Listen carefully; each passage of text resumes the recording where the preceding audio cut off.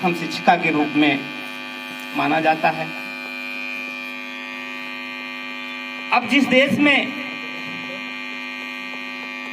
धर्मादेश हो कि किसी भी स्त्री को, शूद्र को शिक्षा न मिलना न मिले, तो फिर उस देश के नौनिहालों का भविष्य क्या होगा? जब ये माना जाता है कि परिवार उसकी पहली पाठशाला और मां उसकी पहली शिक्षक, और उसी देश में धर्मादेश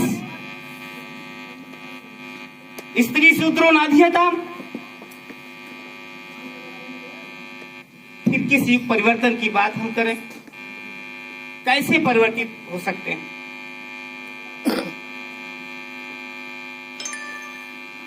सम्मानित बंधुओं, जैसा कि जो आज शिक्षक दिवस के रूप में माता सावित्रीबाई फूले का जन्मदिवस हम मना रहे हैं, इनका बीजारोपण यानी इसकी शुरुआत कैसे हुई?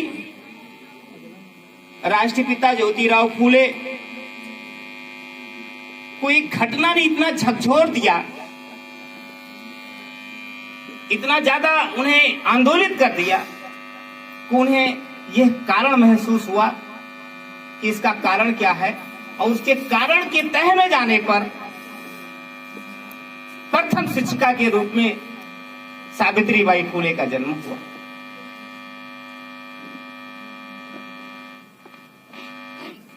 सामाजिक परिवेश जो रहा उसमें राष्ट्रपिता फूले जी के तमाम ब्राह्मण मित्र थे। उनमें से एक मित्र की शादी में ज्योतिराव फूले गए थे।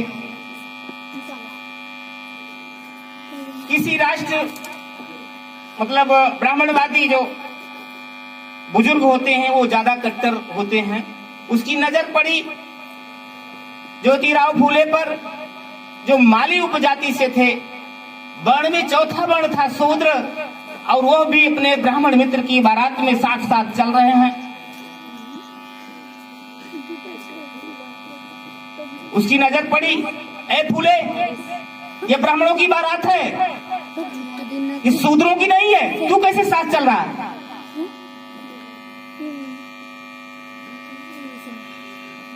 इतने में मित्र की निगाह पड़ी कि एक ब्राह्मण हमारे मित्र से टकरा रहा है, बातचीत कर रहा है, अपमानित कर रहा है। फूले के मित्र जो दूल्हा बना हुआ था उसने रोका, काका ये हमारे मित्र हैं, मैंने इनको आमंत्रित किया है। हाँ तो ठीक है, आमंत्रित किया है, पीछे चलिए, ये ब्राह्मणों की बारात है, शूद्र साथ नहीं चल सकता। अब आप अनुमान लगाइए कि उस समय कैसा प्रवेश रहा, कैसा सामाजिक दशा कैसी रही कि साथ चलने तक का अधिकार नहीं था। लेकिन उनको इतना अपमानित होना पड़ा कि वो मित्र ने कहा तो जरूर, लेकिन वो पीछे से वापस चले आए घर पर आकर के बैठे और सोच रहे थे। तो फिर देखते क्या है कि उनके दरवाजे से सामने से दो लोग खूब हंसते हुए मुस्कुराते हुए जा रहे हैं। उनकी दशा क्या है? गले में हाड़ी है, हाथ में घंटी है, कमर में झाड़ू है, फिर भी वो हंसते हुए खुश दिख रहे हैं, मुस्कुरा रहे हैं। अब इनको बड़ा झटका लगा कि क्या बात है भाई, इनसे तो मेरी दशा ठीक है, इनको कोई कष्ट नहीं है, फिर मुझे क्यों कष्ट है? मैं तो केवल इतना कहा गया कि तुम पीछे चल, और इतना कष्ट हुआ मुझे। तब उन्हें लगा कि मान स्वाभिमान क्या होता है, सम्मान क्या होता है, रिस्पेक्ट।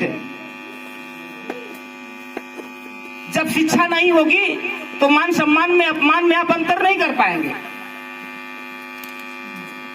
हमारे गांव में तमाम भाषा में बोलते ना कि 100 जूता खाए तमाशा घूस के दे। क्यों? उन्हें सम्मान और अपमान में अंतर नहीं है, कोई अंतर नहीं कर पाते वो। शिक्षा के अभाव में, ज्ञान के अभाव में कोई अंतर नहीं कर पाते उसको। लिहाजा उनको चोट लगी कि इसका कारण क्या है? शिक्षा का ना होना। और शिक्षा के ना होने से ये मान सम्मान अपमान में अंतर नहीं कर पा रहा। इतनी खराब दशा में भी ये खुश है। तब उन्हें लगा कि इस समाज को शिक्षा की जरूरत है।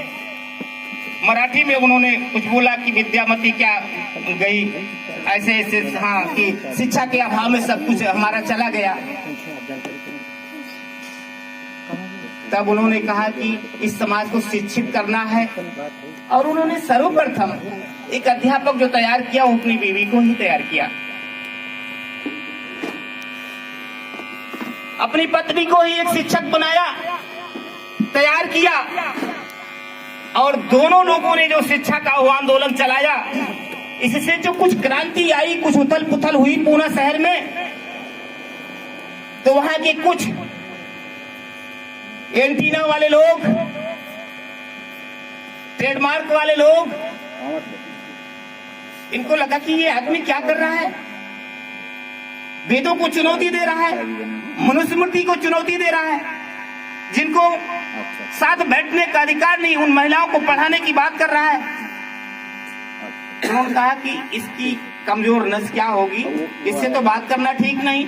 गोविंद राव फूले जी से मिला, उसने कहा सुनो गोविंद, तुम्हारा बेटा अनैतिक कार्य कर रहा है, समाज विरुद्ध कार्य कर रहा है।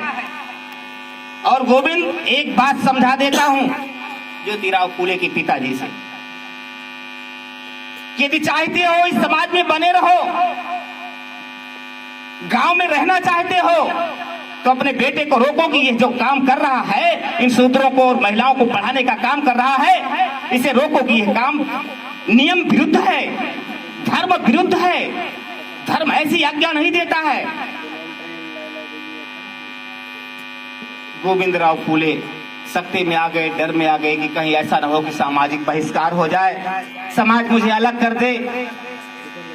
उन्होंने ज्योतिराव फूले को कहा कि ज्योति, या तो तू ये बंद कर दे या मेरा घर छोड़ के चला जा।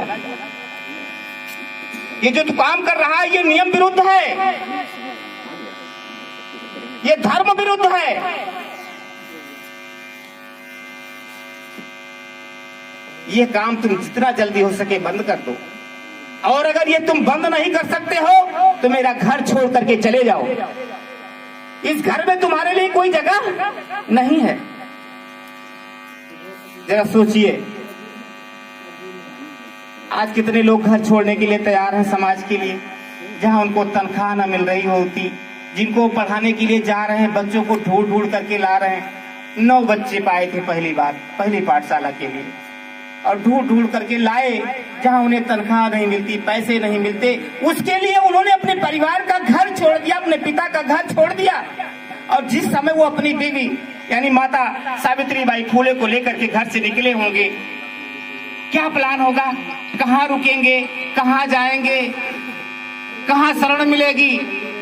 बहुत बहुत साधुवाद अपने माइनॉरिटी के साथियों को, हमारे जमालुद्दीन भैया अगर बैठे होंगे, मैं उनका ऋणी हूँ, बाबा उनके ऋणी हैं, ये हमारा समाज उनका ऋणी है कि उस समय जब वो ज्योतिराव फूले अपनी पत्नी माता सावित्रीबाई फूले के साथ घर से निकाले गए, गोविंद राव फूले ने निकाला, तो उस समय उनको छत मिली, तो परम आदरणीय हमारे पुरखे हमारे बाबा उस्मान शेख के द्वारा मिली, उनका घर मिला, उनकी बहन फातिमा शेख का घर मिला कि आओ फूले, अगर तुम समाज का कार्य करना चाहते हो तो आओ, ये घर खाली है। मैं जमालुद्दीन भाई साहब को बहुत बहुत साधुवाद देना चाहता हूँ।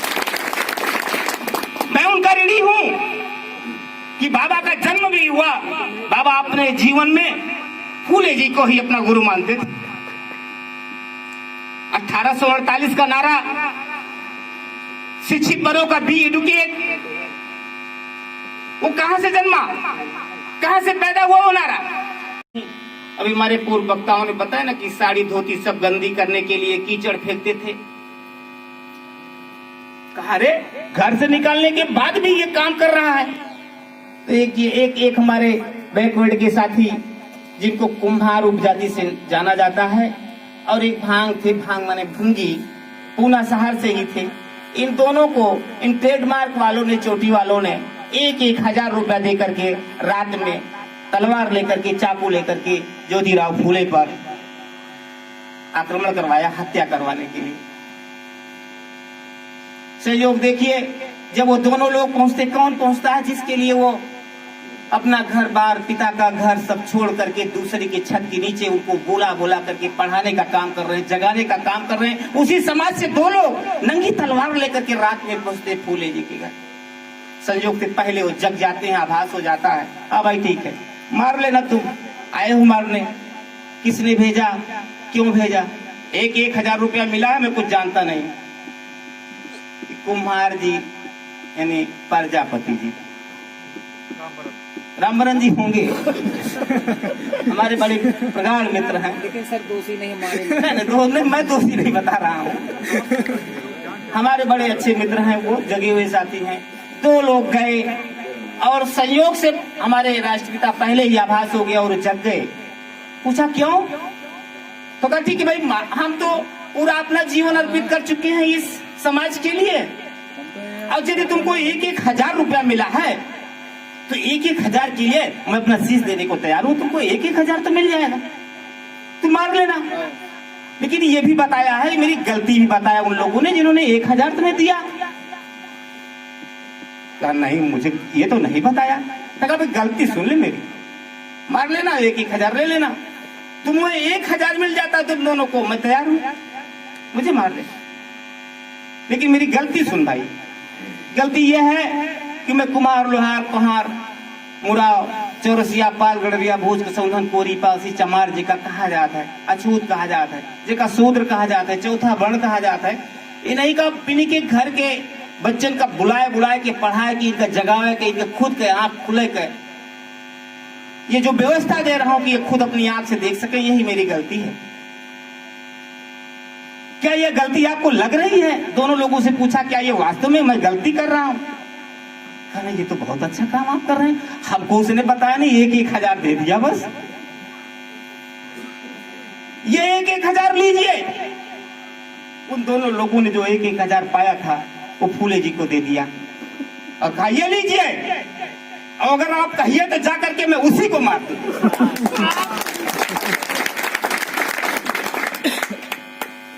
काफी कुछ इसी लाइन में परम पूज्य आदरणीय शीतलादीन गुप्ता जी का भी कार्य, फूले जी का कार्य जैसा ही है। बहुत बहुत साधुवाद इस पावन धरती को, जहां ये मौका मिला, ये अवसर मिला, और आदरणीय शीतलादीन गुप्ता जी के द्वारा कि आपने भी फूले जी के ही साथ ये कदम उठाया।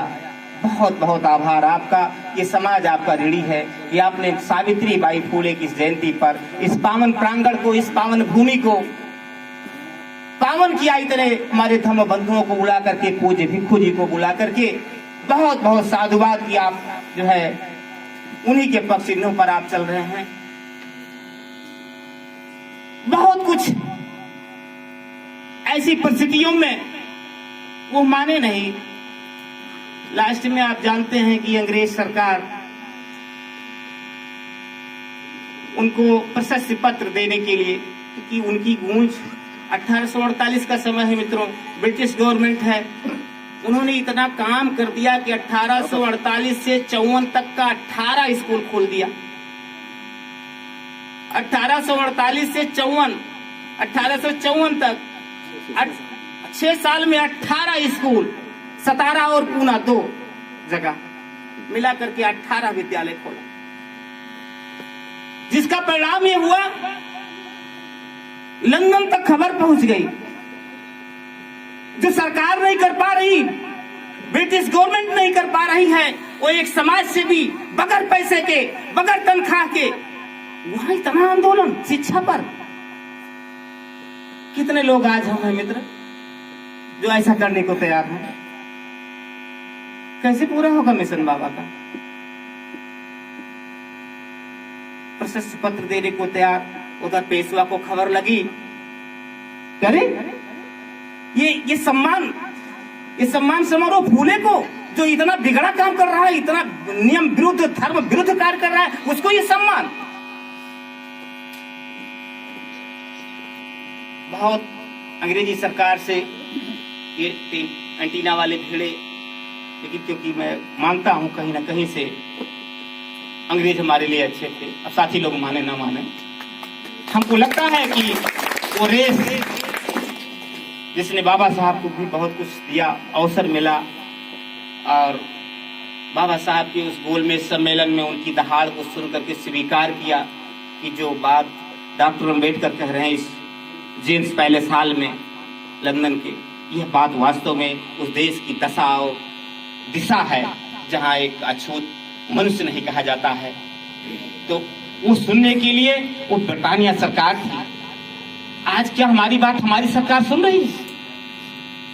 क्या आज हमारा दुख हमारी सरकार जिसको हम अपना कहते हैं वो सुन रही है? तो मैं कहीं ना कहीं से ये कहूंगा कि जो काले अंग्रेज यहाँ बैठे हैं, जो हमारे अपने ही भाई हैं, इनसे बेहतर थे शायद वो कि कम से कम हमारी बात, हमारे दुख दर्द को सुना। ड्यू टू अम्बेडकर उनके द्वारा ही सुना और हमारी बात सुन करके बहुत सारी चीजें हमको मुहैया कराई और शुक्रगुजार हैं हम उनके भी। तो मित्रों, बहुत कुछ ऐसी बातें हैं जो मैं तो जानते हैं आपकी मंच का नहीं, मैं ब्लैक बोर्ड का हूँ, जैसा आप लोग जानते भी होंगे, जिन लोगों ने मुझे पढ़ा होगा, ब्लैक बोर्ड पर ही चल पाता हूँ ज़्यादा। और 2 बार 3 बार एक स्टोन निकलवाया, तीसरी बार में सफलता मिली मुझे, मैं आश्वस्त हूँ। बहुत कुछ आपसे रूबरू नहीं हो सकता हूँ, लेकिन पुनः मैं आप सबको साधुवाद देते हुए और समय का अतिक्रमण न करते हुए, हो सकता है कि और बकता हूँ, मैं पुनः भिक्षु जी के चरणों में वंदन और तथा सम्यक संबुद्ध के चरणों में वंदन करते हुए आए हुए सभी धर्मबंधुओं को एक साथ अभिवादन करते हुए जय भीम, नमो बुद्धाय।